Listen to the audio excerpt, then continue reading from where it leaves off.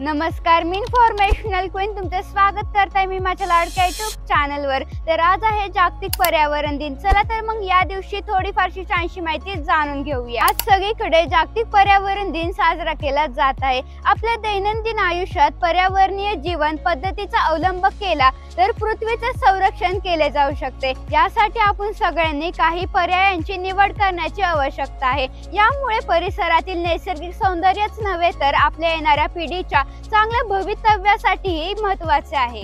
तर आता मी तुम्हाला 5 पर्याय सांगणार आहे ज्याच्या मदतीने तुम्ही या पर्यावरणाला वाचवू शकता। पहिली गोष्ट म्हणजे वापरत नसलेल्या वस्तूंचा पुनर्वापर करा।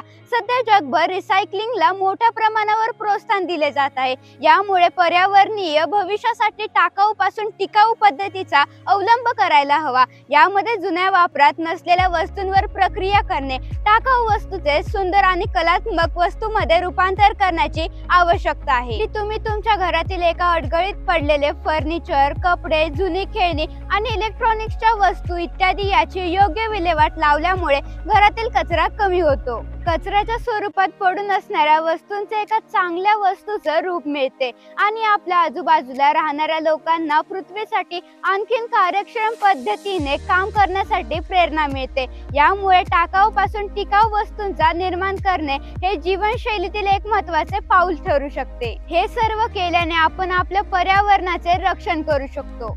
दुसरी गोष्ट म्हणजे डिशवॉशरचा वापर करा आणि पाणी वाचवा। भारतीय घरामध्ये किचनला अनन्यसाधारण महत्त्व आहे। किचनशी एक भावनिक नातं असल्यामुळे भांडी स्वच्छ ठेवली जातात, पण डिशवॉशर मशीनचा वापर केला तर भांडी स्वच्छ निघतात। डिशवॉशर हे पाणी आणि ऊर्जा वापरात सर्वात कार्यक्षम पर्याय ठरू शकतो। भारतामध्ये खूप कमी लोक आहेत जे डिशवॉशरचा वापर करतात, पण ज्या कुटुंबात अजूनही डिशवॉशरचा वापर केला जात नाही त्यांनी वापर सुरू करायला हवा। चहा, स्वयंपाक करून काळे कट्ट होणारी भांडी, तेलकट भांडी यांना स्वच्छ करण्यासाठी जास्त घासावे लागतं। यासाठी पाणी खूप लागतं। वृक्षतोड झाल्यानंतर पुराची शक्यता 28% वाढू शकते। एका अभ्यासानुसार देशात ज्या राज्यात वन कमी आहे किंवा होत आहे तिथे पुरामुळे जास्त नुकसान झाले आहे। नॅशनल युनिव्हर्सिटी ऑफ सिंगापूरच्या 56 देशाच्या आकडेवारीच्या अभ्यासात ही बाब समोर आली। त्यानुसार ज्या देशांमध्ये नैसर्गिक वन क्षेत्र 10% पर्यंत कमी झाले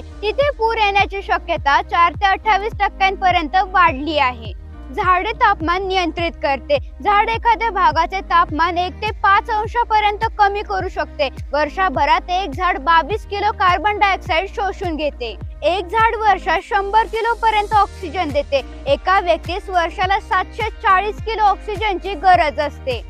एका झाडाच्या साह्याने वार्षिक 3500 लिटर पाणी पाऊस पाडू शकतो। प्रत्येक झाड 3700 लिटर पाणी जमिनीत पोहोचवते। यामुळे जमिनीत पाण्याची पातळी वाढते।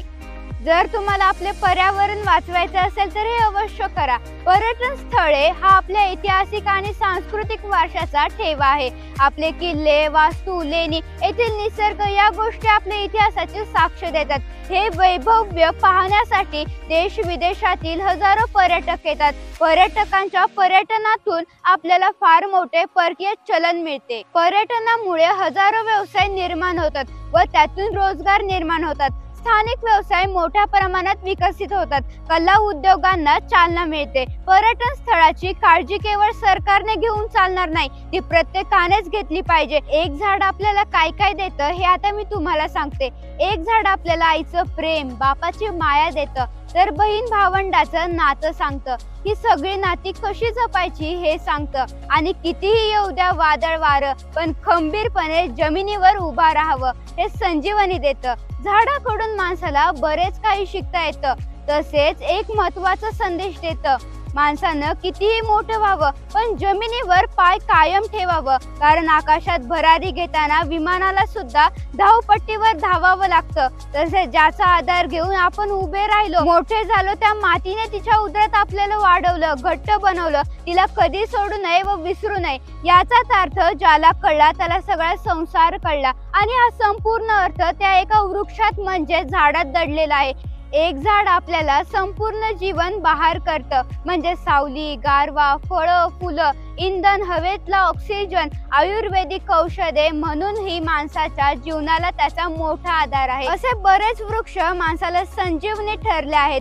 फक्त गरज आहे योग्य अभ्यासाची, जुन्या जाणत्या माणसाची आणि वृक्षवल्ली सोयराप्रमाणे सांभाळण्याची, त्यांची देखभाल करण्याची, जशी आपण आपल्या पाहुण्यांची घेतो तशी.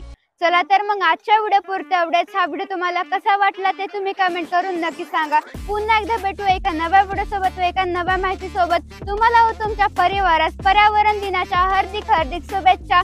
चला तर मग भेटूया एका नव्या व्हिडिओ सोबत, एका नव्या माहिती सोबत. हर हर महादेव. बोला छत्रपती शिवाजी महाराज की जय.